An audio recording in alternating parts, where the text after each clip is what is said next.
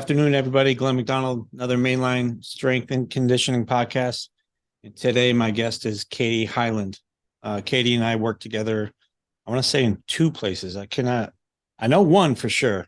I don't know if Pollock. it was two or not. I think Definitely it's one. Pollock. I think it's Yeah. just one. Okay.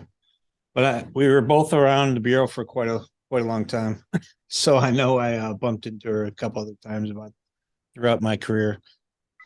Katie, go ahead and let's tell us about yourself, how where you grew up, everything like that, and how you got involved in the Bureau. Okay. Well, that's an interesting story there. Um, let's see. I grew up in Tampa. I was born in Chicago, but I primarily call Tampa my home. Um, the, the way I got into prison was through my dad. Right.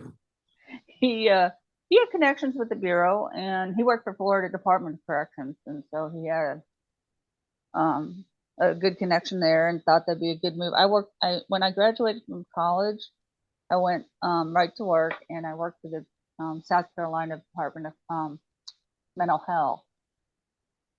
And it was a good job, but it was an entry level job, and I knew I wanted to do something a little bit different. Yep. I graduated in recreation therapy, so a position at Mariana came about, and applied, and took a little while, but that was not during the computer age either. It took Yep. about 6 months. Right.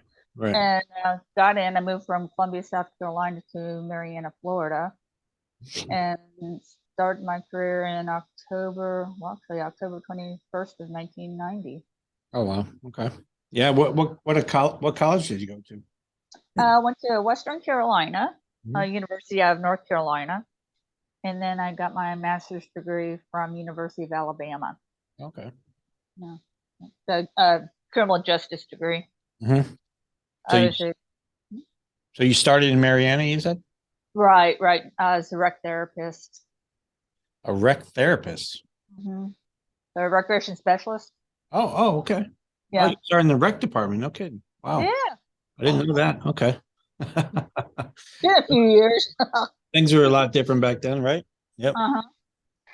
So how'd you like starting off in that department? How'd that work out for you? It worked out. I was only in recreation for about a year. And then I was quickly promoted to case manager. Um, but working in recreation, I was like the only female, except for the recreation supervisor. Right. But I was the only female, so I kind of felt like I had seven brothers working, with me. They're, always kept an eye on me, and as a newbie, you should do that. So perhaps, hopefully, somebody do that for you. But yeah, so then I popped on over to case manager and did that for 15 years. Oh wow. Where Yeah. just in Mariana?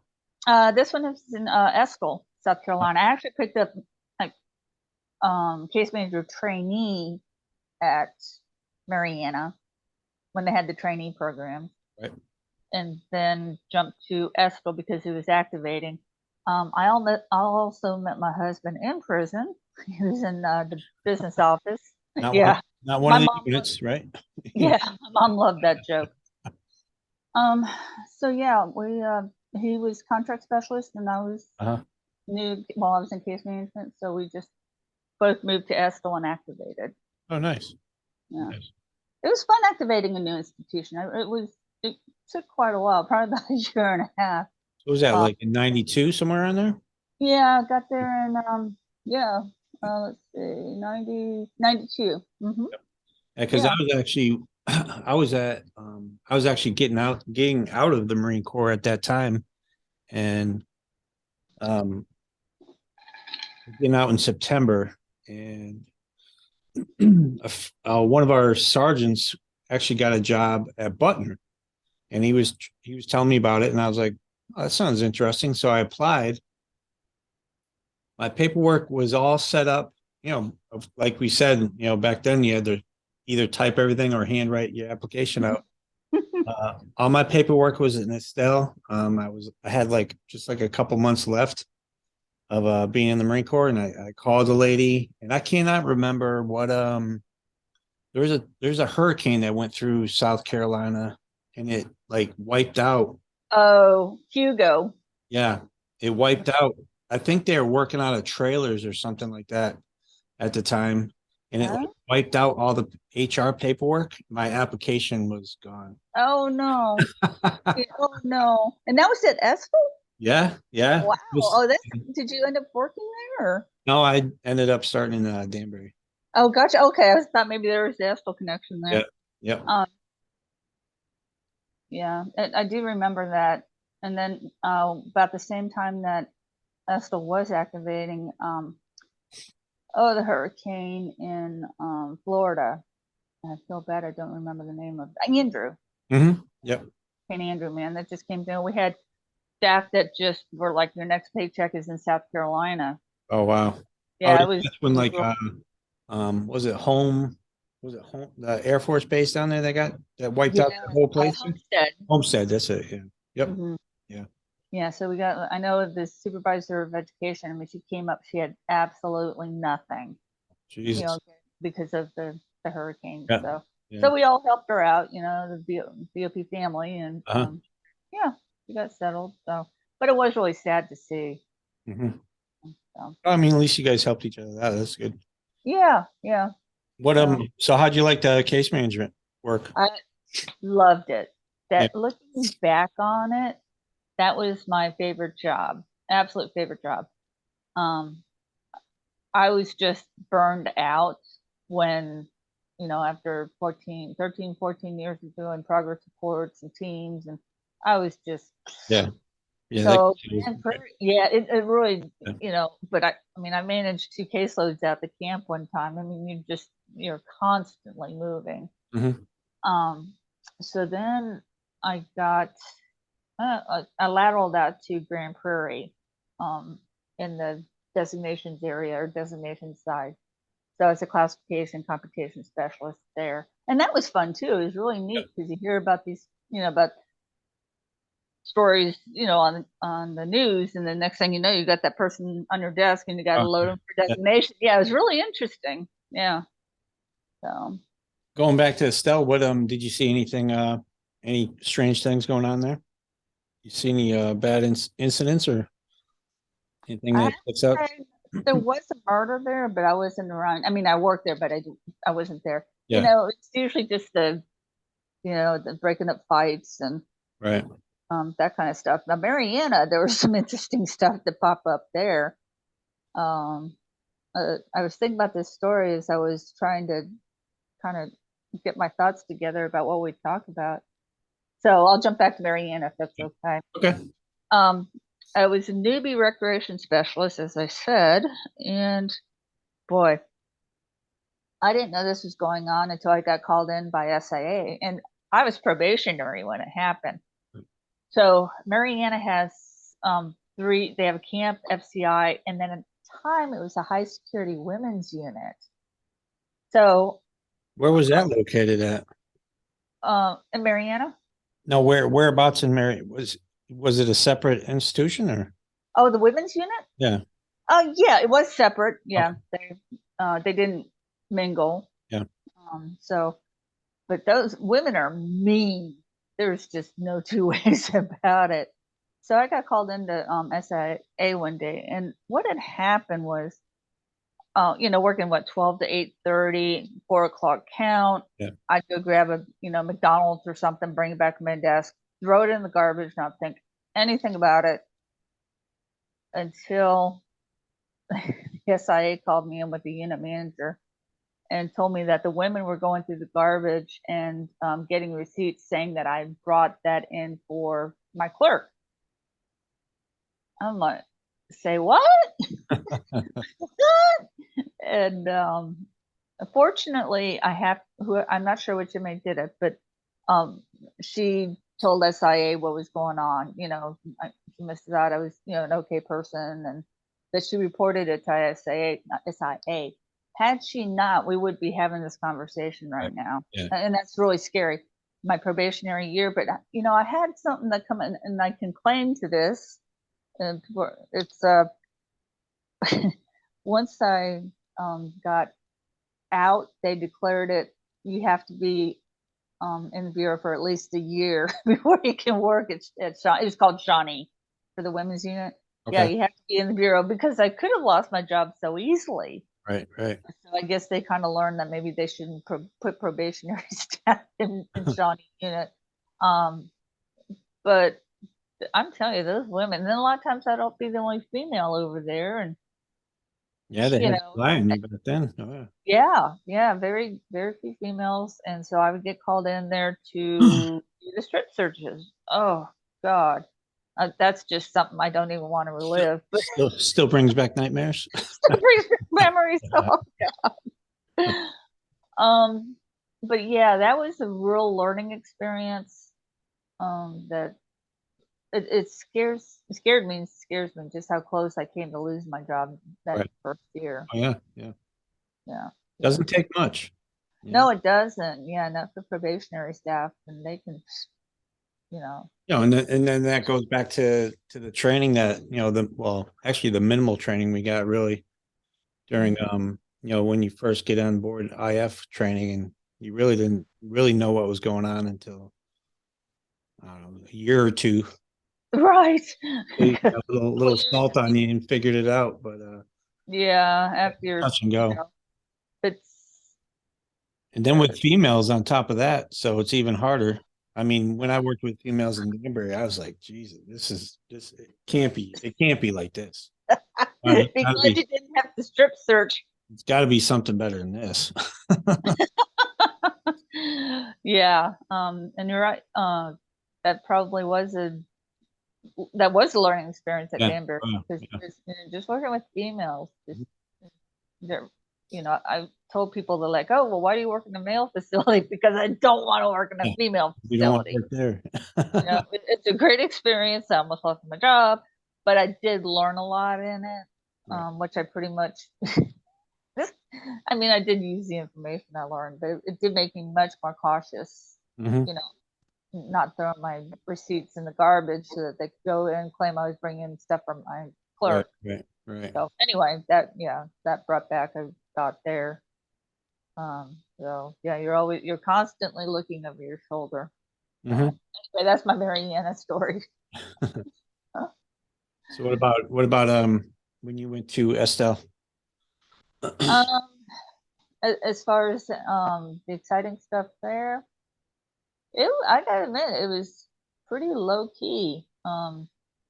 Or I mean, yeah, we'd have the occasional that you Yeah. need Yep. go Fight get or an something. empty house shoe and fights and that kind of stuff. And there was a murder there. Like I said, I wasn't working that day. But it really was pretty quiet. Yeah. I was so busy I didn't really have a chance to look at everything else. That was a medium security yard, right? Was it? Mhm. Yep, medium security. Yeah. With the satellite camp. Yeah. Yeah. And it's funny because all of the institutions I worked at, well, it was what Mariana, Estill, Grand Prairie, and then Pollock. But any institution I worked at, I was at least 45 minutes away to drive. So now my husband and I live in the Villages, Florida, and it's 10 minutes down the road, and you've been there, Coleman. Oh, Yeah, so and the Villages is growing, it's huge, but they have obviously they have 5 facilities, but the community doesn't really like having the bureau in their backyard. It's like I think the bureau was there first, though. exactly. They're like, well, maybe they can move the prisons. Oh, Oh I don't no, I think don't so. think that's gonna work. Give it a try. How But are the anyway, how are those high mass lights? Does it oh That must be terrible on someone's house back there. Like, 'cause yeah, they're really close by now. yeah. But I And remember the last time I heard it was like literally like a tree line away from the Villages now. it really is. Yeah, they've grown so much, and the one area is the village of Fenny, and the bureau, or well, the Coleman is just right behind them. Like I say, they've got to have problems with. I hadn't thought about the mass lighting, but a lot of people complain about, and I'll just do it how we do it, count Yeah, time, the 4 o'clock. announcements and everything. Oh yeah, They were like I all like the it. announcements, inmate so and so report to recreation or what. So they here, and then when they find out there are 5 facilities back there, they're like, oh. God, what did we do? It's like Yeah. having a train in your backyard. Yeah. You know, yippee, not in my backyard. Mhm. Yeah. So How far anyway, are you from there? close How, to Coleman. how far are you from there? Can you hear it from your place? Yeah. I can't now. No, we're far Okay. enough away. Yeah. But it's only about a 15-minute drive there. Yeah. You know, the when they had the lockdown, a couple, not lockdown, the government shutdown. They had Right. that a couple years ago, and uh, I came up with the idea to have a food collection for the staff. So fortunately, I knew the warden who was out there, Kathy Lane. Right. So I talked with her, and we actually got a food pantry set up. And the way I did it was I just put out word to the villages, hey, we've got Mhm. employees down here at the prison that are not, getting paid right now, and they're still having to work and they're still having to buy groceries. Oh my God, that food pantry was packed. Oh, I was wow. like, That's nice. yes. That's Yeah, great. it really was. I'm glad I did it. And that's normally me anyway. It's like, okay, how can we make people happy here? Mhm. But they were very thankful for it. So that was definitely a plus in having it so close to where we are right now. Right. Yeah. So, but yep, it's grown. So like when you're a case manager, how often did you travel a lot for training and things like that?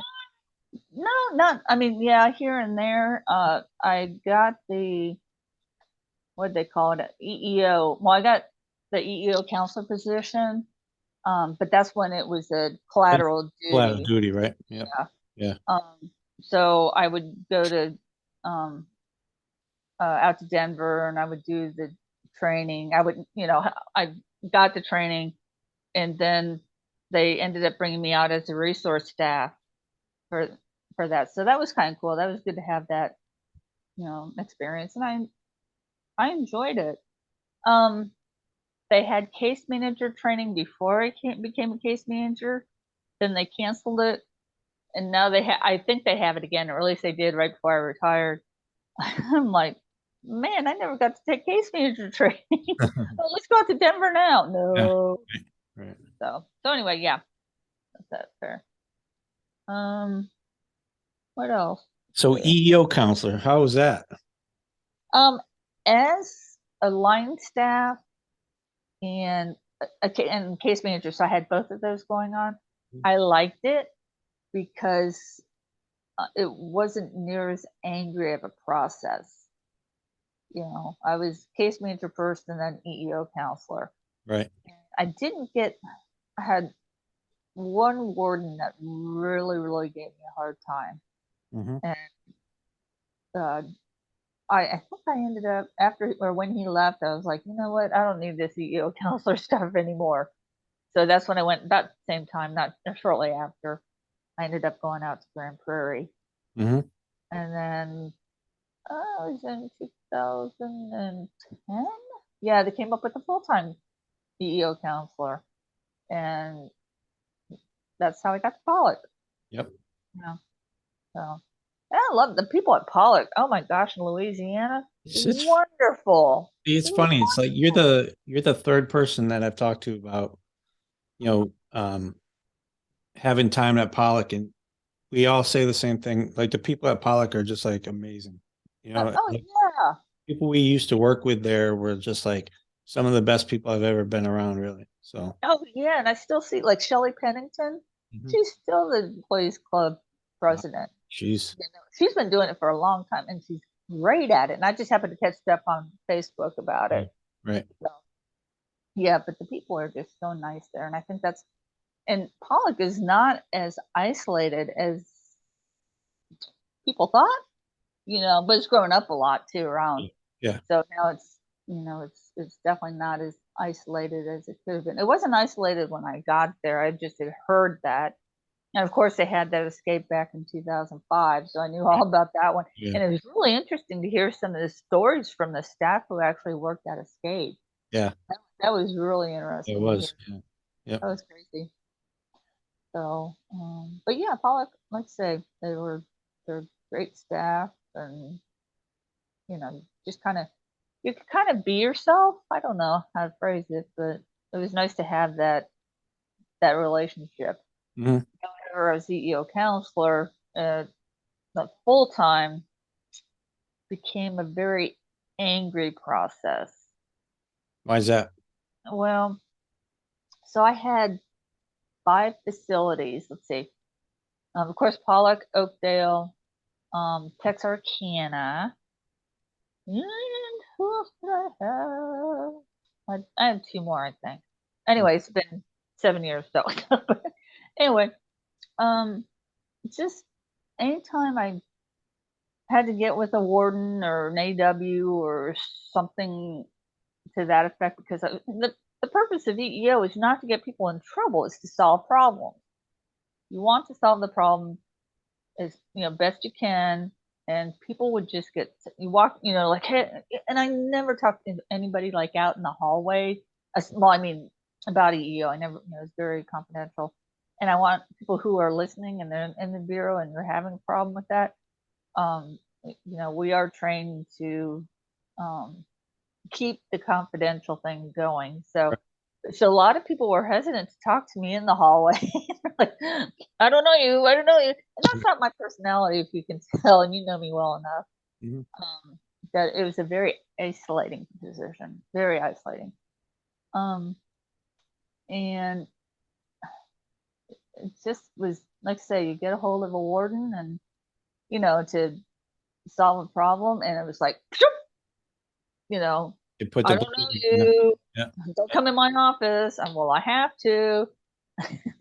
Yeah. And That's tough. there was a lot of travel involved too with EEO. A lot. I was on the road all the time at one point because we didn't have an EEO counselor in Dallas, so I had to take all the Dallas institutions for a little while too. So, and at the time now with Zoom and since COVID, I'm sure that they probably do a lot of this by Zoom, um, Right. to where it's less travel. Mhm. So you kind of save on a dime there. So how busy were you doing that job? Not very. Really? Mm. Yeah, not very. And that was the other part of it. I was so used to being case manager. And I'll tell you, I'm not ashamed to say this, but I was a damn good case manager. But when it came to EEO, it was slow, it was aggravating, it was isolating, it was anger management times two, and then you get the union involved with that. Oh my Right. gosh, Brian. Oh geez. Yeah, I'll use first names there. He kind of tended to make things a lot worse than I really needed it to be. Mhm. Um, Anywhere that I wanted it.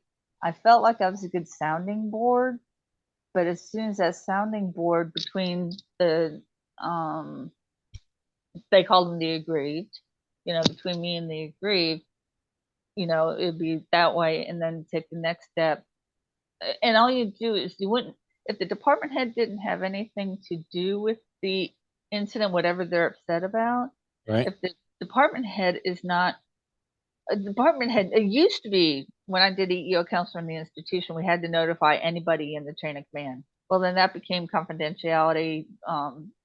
problem. So there'd be times that I'd skip the department head. I'd have to talk to the AW and I'd have to talk to the warden. Well, the warden goes back to the department head, and then the department head gets pissed because I didn't talk to them. It was a colossal mess. It really was. I hope it's better now. I doubt Um, it. I, I doubt it. I doubt it. Excuse me, I'm still getting over I mean, bronchitis some of the stuff that I seen when I was a captain at Yazoo, and then when I was a captain in Chicago, I just could not believe that. Um, I'm not saying that we're wasting our time, but it's just like, hey, we have a job to do, and it's a tough job.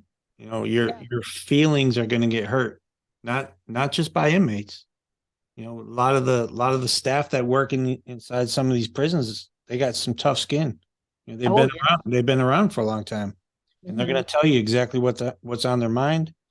And if your feelings get hurt, too bad. And Too they bad. Yeah. they run off. And I mean the way I looked at it, I mean, I was like, come on, like, Like, I know you're young, but you got a long ways to go. And if you're upset right now about this, you haven't Mhm. seen anything yet. You know, Right, right. go to an institution, like go to Pollock or go to Beaumont or something like that, and Bowman or yeah. see what goes on, and you'll be like, oh yeah, you can't you can't be like that. I understand why the process is there, but do you think it was abused at times? A lot? Abused, maybe to the fact that they didn't quite understand what EEO was about. Mhm. And you can't turn anybody away, even if, Right. Yeah. and I actually had a guy, and he's since passed. Um, CEO counselor in Mariana, he contacted me, and so we met in the warden area, you know. Um, and I made it confidential. It wasn't like the warden's area, it was just Right. the conference room. And he started talking about the man in the room. What man in the room? And he would come back and he goes, the FBI is following me. That was the craziest damn I've ever seen. Hmm. So fortunately, I had a warden that really I worked real well with the EO, and he believed in the process and he believed in me. And after that, I mean, I was like, oh, he was supposed to go work perimeter that day. Uh-huh. And I'm like, oh my God, there's something seriously wrong here. I mean, if he thinks the FBI is following him. So went over, and I know I must have been 10 shades of pale when I talked to Warden Floyd. And I told him what happened, and he picked up that phone. He called the captain's office, and he's like, do not put so and so in the truck today. Right. He's going Right. to the camp. And I was like, oh, thank God. Well, of course, they put him on admin leave, and um, it ended up he was schizophrenic.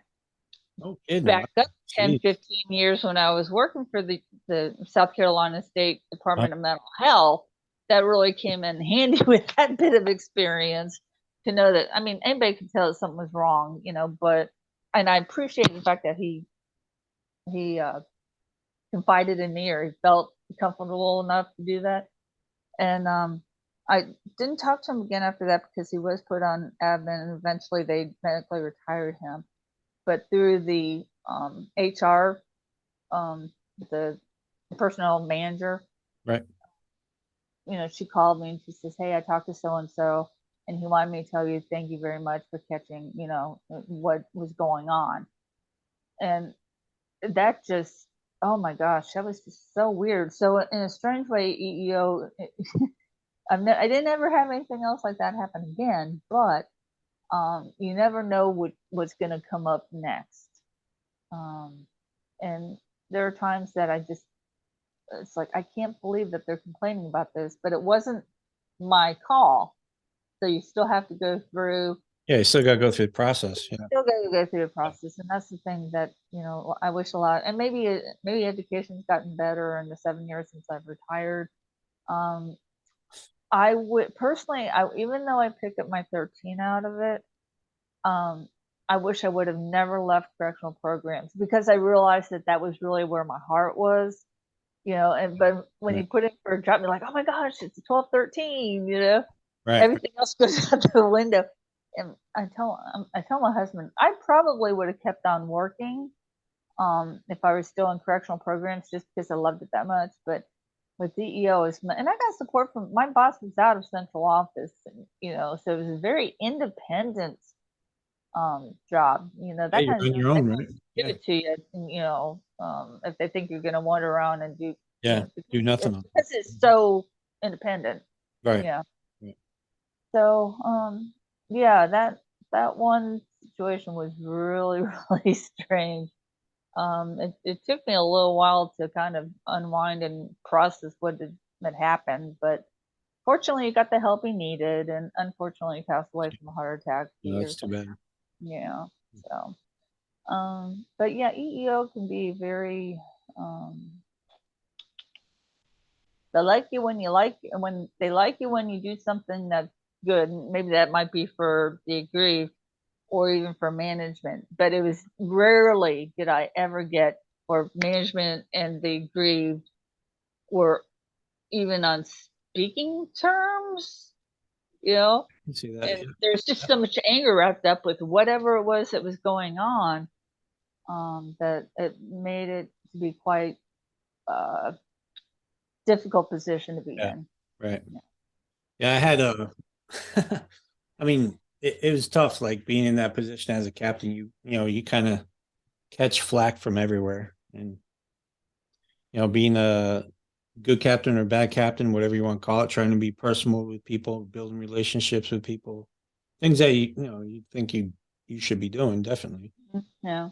And you start getting these EOs filed against you, and you're like, the hell are you talking about? Like, and then you read the accusations. You're like, yeah, that never happened. It's tough. I mean, it was tough. That's one part of the job that I would get the email, or somebody from HR would tell me, hey, you gotta the EO needs to talk to you. And like, about what now? Like, I don't talk to anybody anymore. Okay. It's like Duct tape. you almost want to shut down and not even want to talk to anybody anymore. Yeah. I know right before I left, I had to fill one out, and they were like hounding me because I knew I only had like a couple months left. I'm like, I'm not even dealing with this crap anymore. I'm just done. Done. Yeah. Burning my sick leave. She's like, you gotta fill it out. You gotta fill it out. I'm like, all right, I fill it out. And the stuff in there, I was just like, come on, man, really? Like, you Oh, think, was that when you got the deposition yeah, back? yeah, yeah, Okay. yeah, and you'd have to answer those questions. I was just, Yeah, come an on, initial and you yeah. gotta you gotta come up with something better than that. I mean, that's just really far fetched. But Hmm. that's just the process, People use it. Some people abuse it. Who knows? But Yeah. There it's you there for a go. reason. So Yeah. Well, and you called Donnie Cartret out the other day, that, and you guys were very, you were close. yeah, He did not like me or EEO. And I hate that relationship was built between me and the captain. right. At that point, and I would so try and explain that it's like a um cop outs, and the BP9, the BP10, the Yeah. cop outs, the informal resolution. Then you get Mhm. into the 9, the 10, the 11. EEO counseling is just, I'm not trying to minimize it, but Similar. Yeah. it's Yeah. similar, yeah, that there's a problem that needs to be taken care of, but we're in the informal stages right now. So people would take it for what it's worth, and which could be good, bad, or really ugly at times. Oh yeah. Yeah. And that it made me, I just didn't. I loved working for the bureau except for the last 5 years when working EEO, because people, they're, like I said, they're afraid to talk to me. They thought I'd go tell the warden ABC. You know, I mean, I'm just talking like just having a conversation. People are paranoid about talking to me, Right. Yeah. and that might have just been my heightened alert because I got my social skills from my dad. He could talk to anybody, and I'm kind of the same way. And I don't like to have bad feelings, but Hmm. sometimes you just had to put your foot down and call central office. No. So yeah. So I retired in October of let's see, October 2015. Hmm. Yeah. So it was a happy day, and I used up all my sick leave, which I'm glad they've changed the law now to where it's, at least you get a percentage. But anyway, Right. stress. So um let's see. So what'd you get involved in, Pollock? Like what? I mean, being on the custody side of things in Pollock, things were just crazy. Hmm. I thought Yeah. a lot of Yeah. lot of action every day, just something different every single day. Well, and that was the nice thing about Paula, about being an EO counselor, was unless it was I not unless it's a true emergency, I didn't get involved, which Yeah. was really nice. But sometimes I was bored. I would just go. I knew that they were, getting ready to do a. Oh, Kim S. Carlson. God, she was the best. And she had a situation going on at the FCI, and I could tell she could use an extra body. I would lay down in the middle of the road for Kim. She was just, and she was just, in my opinion, she was really good. So I was like, hey, you need help? No problem. So I just went down and I helped. I think it was interviewing that a situation, and so but like fog watch or anything like uh anything else going on, Yeah. unless they called me, and I didn't have a radio a lot of the time. Sometimes I started carrying it just so I could kind of know what was going on. Because where my office was, it was very isolating. And in the beginning, when I started there, I was the only one in that hallway. And there are what, 6 offices probably? Hey, were you at that? You're at the CI, right? FCI. Yeah. So like there was they brought in TNA for custody. That was a Yeah. good place for them. Oh God. The DHO. I'm having a total block. And I talk to him quite often, but he and I would, have some great conversations just because we were both like isolated and just want to talk about something Yeah. else. Yeah. Oh dang. That bugs me now. But anyway, yeah. So they brought DHO along, and then they brought the reentry person, so it filled up the hallway quite nicely. Oh, and the union was always right next door to me, which I didn't particularly care about. Because that um they'd see somebody walk in my office and it was on. They took a totally adversarial um uh approach. Yeah. That was a tough union to deal with. It definitely was. Oh Oh yeah. God. Yeah. Oh, Yep. it's just that was another hard part about it. Right. So, but in the end, it's all good. So, um, What do you think? Like, what do you think? What's your like best experience you think you had in the bureau? that's Something that really stands out. oh, I got one. I got one. Okay, so as case manager, and this one I'm thinking my best experience with an inmate, Mhm. to help them out. Um, as case manager, we had to recommend programs to inmates. I recommend that you take the GED program and complete it by, whatever it was, October of whatever it was. So there was an old guy. He must have been 70 years old. And at the time when we were, what, 30, 35, 70 was pretty old. Now I'm going, oh crap. It's right around the corner. So he had not gotten his high school diploma. And so the supervisor of education, Catherine Mack, she and I worked together and we came up with a little plan. And I was like, do you have kids? He's like, yeah. Do you have grandkids? Like, yeah. I said, don't you think they would like follow your steps if you really, went and got your GED and your high school diploma, GED? And he was like, I hadn't thought about it that way. Damn if he didn't get his GED within a year. Good. Nice. And that felt so good. When you'd have those kind of situations to come up as case manager, um, you know, the inmates were always so worried about their transfers and their halfway houses and all. It's like I've got it under control, but that one really kind of got me right there. Yeah, right. And then he wrote a letter to both Catherine and I think he CC'd the warden or something. So that was nice. Um, let's see. I saved an inmate's life one time. He was choking, Hmm. and so the Or is that? that was at Escalante camp. Yeah, Yeah. yeah. And ironically, I really didn't want to go into work that day. Gosh, it had been, I think it was the year anniversary since my mom passed away. Mhm. And I just really did not want to go to work. I was almost in tears. It was a Sunday, and I was like, no, Katie, you got to power through this, got to power through this. And wouldn't you know, an inmate choked on, I think it was swallowed a vitamin Right. wrong.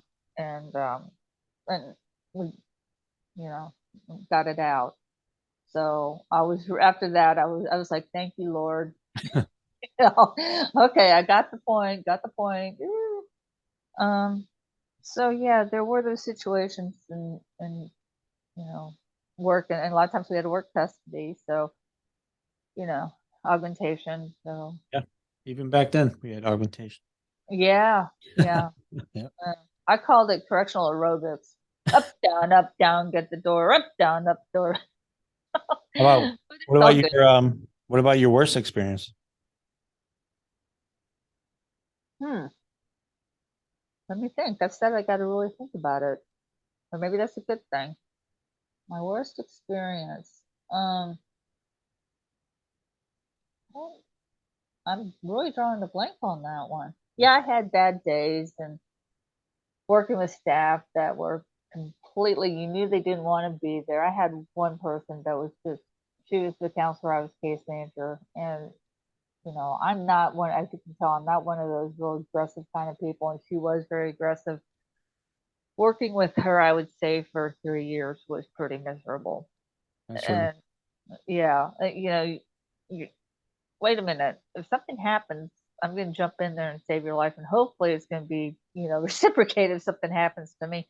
But it was a very, and then they sent me out to the camp and then they sent me back with her because they were having some problems. I was like, you are going to kill me. Like, I can't do this anymore with her. I know, but we really need a strong case manager. I'm like, yeah, right, whatever. I still get a paycheck. Okay. So I would say that as in a whole, because you are so dependent on other staff. Right. I did have, oh yeah, um, I guess I can call him out. I think he's retired. He was a hoot. Uh, Dennis Hendershot. I don't know if you've heard of him. He was an AW at Estill, and actually he was. I had a, like I said, well, Steve Gal. Um, he was a very miserable person to work for, and I had a lot of almost PTSD kind of thing after working for him. Mhm. Um, I really felt like I was incompetent when I What looked. was he? What was he? Oh, he was warden. Okay. Yeah, he was warden. And boy, he made my life miserable. And it, just when you have situations like that, and you again, I mean, he had a lot of power, and he just messed with me. So back to Dennis Hendershot, who I got along real well with, but it may be a good thing, maybe a bad thing, but I was not afraid to tell him, you know, yes. So one day it was, you know how most units are set up, they have, at least in the newer ones, or Pollock in that time period, Right. you'd have unit here, and in the middle is the Yep. unit staff area. So one night I was working, it was like Columbus Day, had to work, not a problem. But I lock both. If I'm back there by myself, Yeah. I carry Doors. radio, keep the doors locked, Mhm. you know. So Mr. Hendershot comes walking. He tries to get back into the unit staff area. So I hear somebody grabbing at the door, and I'm like, which crook am I going to lock up today? I was like, come on, guys, because they knew when how they could get a hold of me and all that. So he starts pounding on the, and I looked out, and I'm like, oh god. And he got on me about locking those doors. And I'm like, when I'm back here by myself, damn straight I'm gonna lock those doors. Yeah. You know. So I said, okay, fine. I reported it to my boss the next day, and you don't even know what she said about it. But she and Dendershot did not get along well. So, and she was Liz Carlson. She was a wonderful boss. So that, I guess it was, yeah, that was Monday, and then my late night was like Wednesday. And an inmate came in my office and he actually, pulled out his penis in front of me in my office. What the hell are you doing? I'm like, get out of here. And of course, I called the lieutenant's office Yeah. and Right. wrote the shot and all that stuff.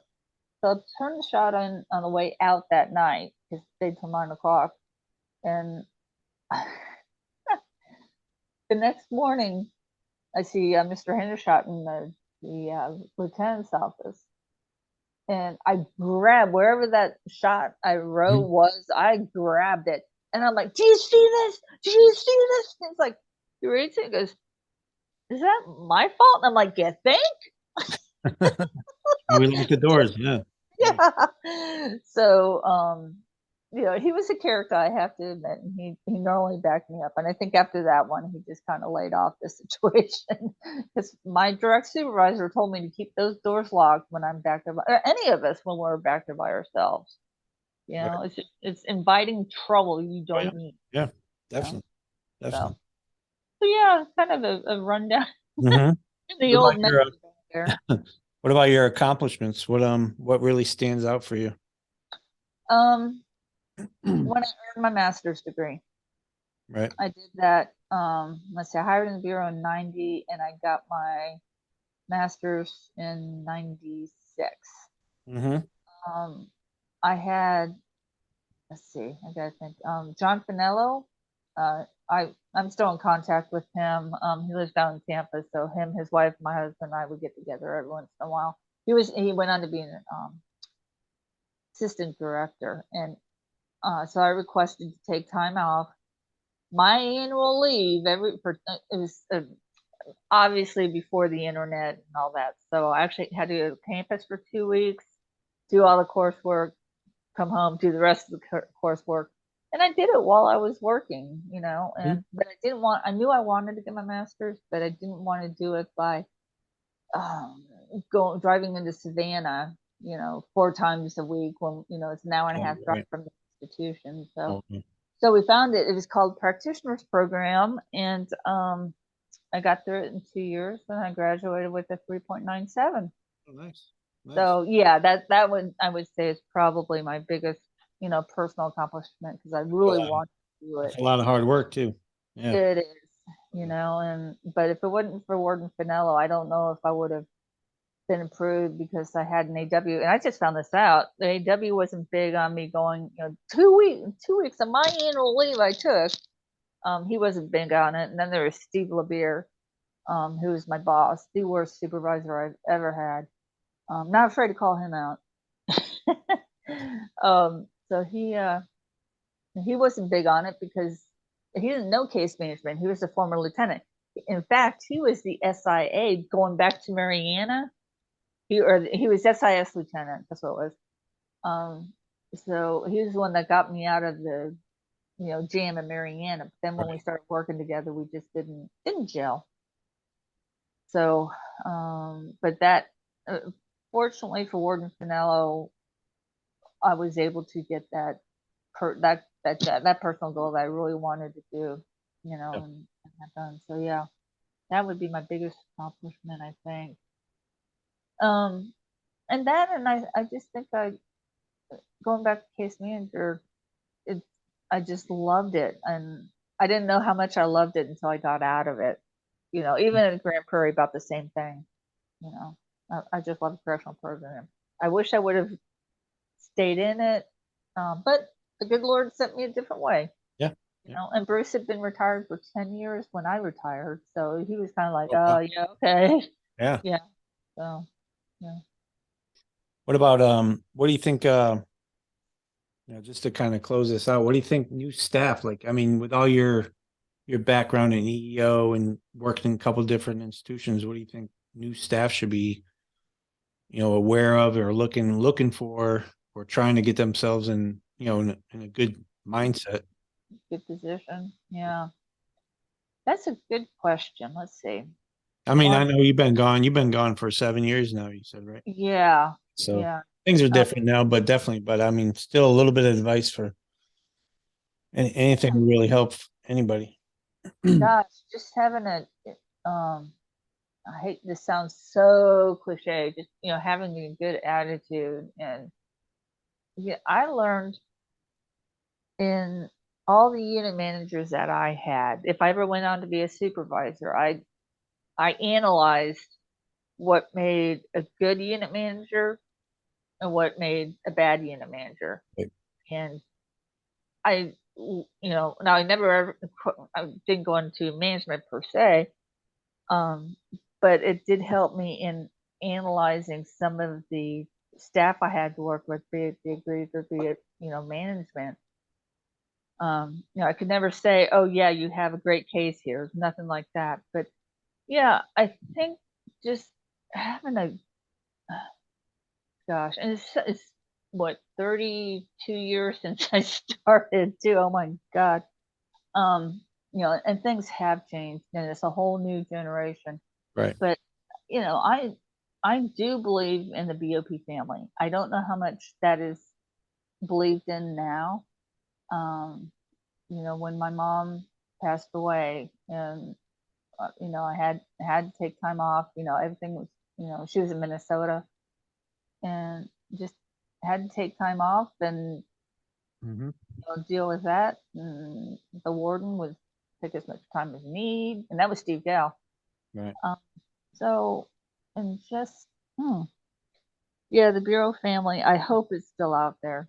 You know, I got, I must have gotten 100 cards when my, how they'd always put out the Yeah. email, Right. Yeah. of a staff death, and I must have gotten at least 100, sympathy cards from people on the Bureau because you do, and you never know um, who you're going to bump into later down the road. Yeah. And you may have been line staff, two line staff, and now you have one in management, Hmm. and the other one line staff may or may not be working directly with them, but you know them, and especially when they move up that ladder, they can help you. I mean, Yeah. you just have to rely on people that you may Not not. and not just even helping you like getting a new job or just like helping you get just some guidance. I mean, Oh, definitely. I still have people now. They'll look out. They'll send me something. I'll send them because I still have all my files when I was a captain. Like you need a memo on what? Here, I got it. Boom, I'll send it to you. I Yeah, need yeah, EPO stuff. I need stuff on this. Here you go. I got it for you. I'll help you out, even after retirement. So yeah. Oh, and that's another thing is document, document, document. right. And I did learn in EEO that there's not two sides to the story. There are at least 10 or 15 sides to that story.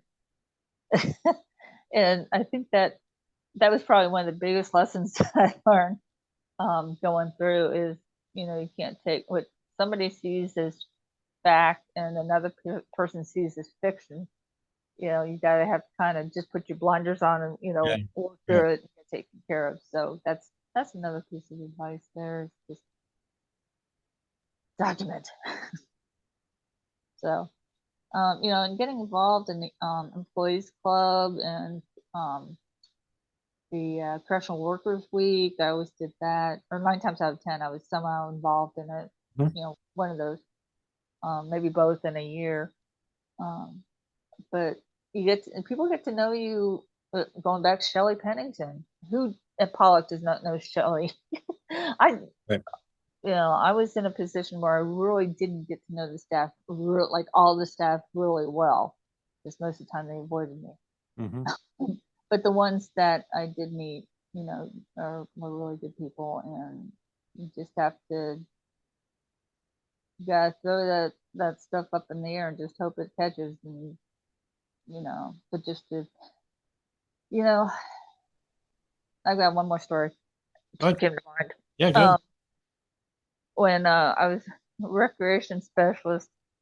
And this was at Mariana, and I was still, I think this was before I went to Shawnee, but anyway, I was working with Brian Wiggins. He went into Unicor and that later on down the road, but this was one of those big brother kind of moments.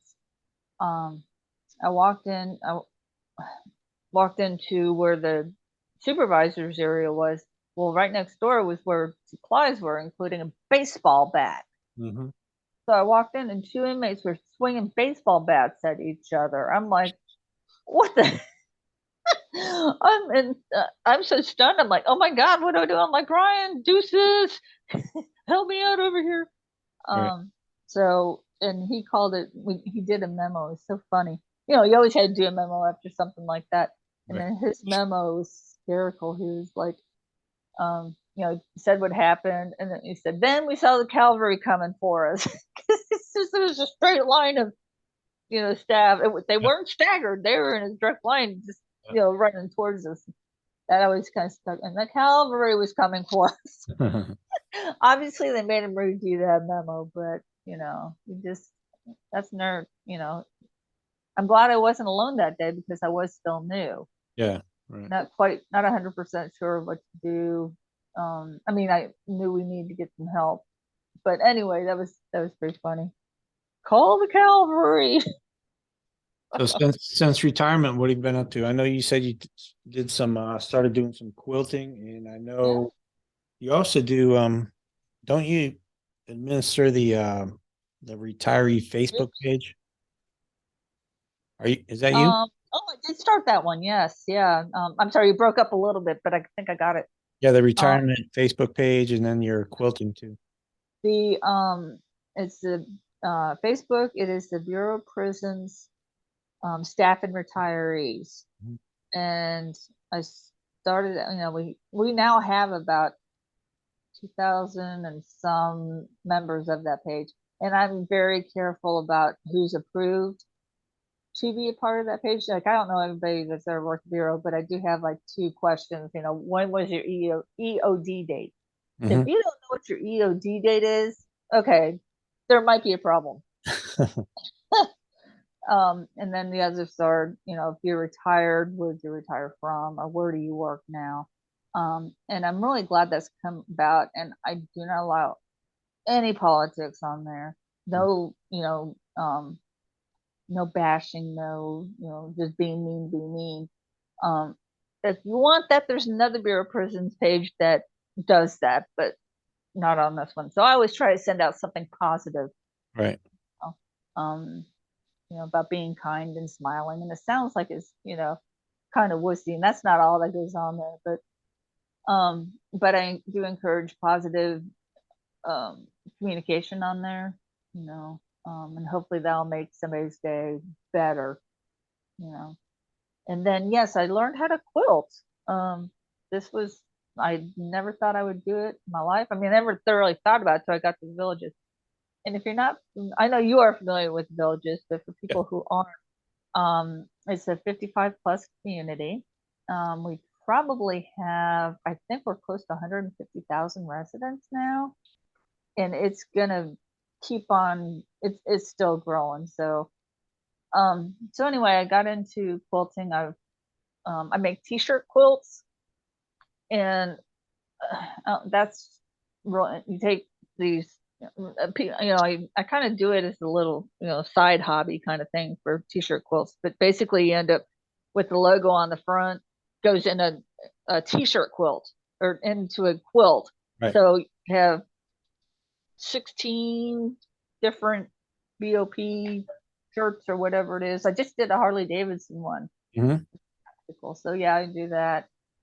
Um, do a lot of coordinating with um in our neighborhood. We started a driveway party, so we do that the first Saturday of every month. And it's a fun area to live in. It really is. Nice. Um, and then there are all the activities that go on too. Everything from um oh gosh, I joke when I say this, but underwater basket weaving,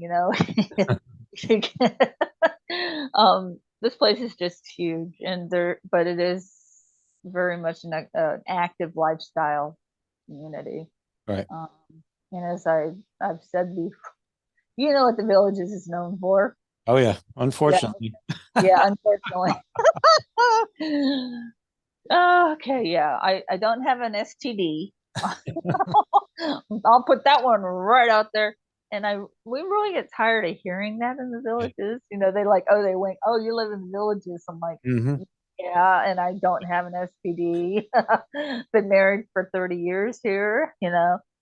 Um, so that's I wish that people would turn the corner on that one, but not a whole lot I can do about it. It's just like I can't see that happening. No, not anytime soon.